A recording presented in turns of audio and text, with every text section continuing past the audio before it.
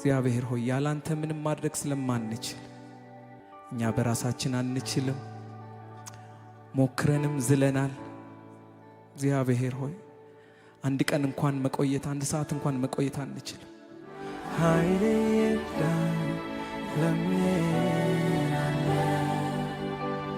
እንድትረዳ ይማመለ መልካም ነገር ያረኩ መስሎ ሳሳዝን እንዳይቀ ቀድመ ወጣ በሕይወቴ ልከተል ቸር አባቴ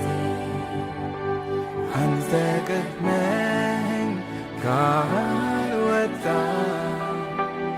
እኔ ብሎ ኃይሌ ይርዳኝ።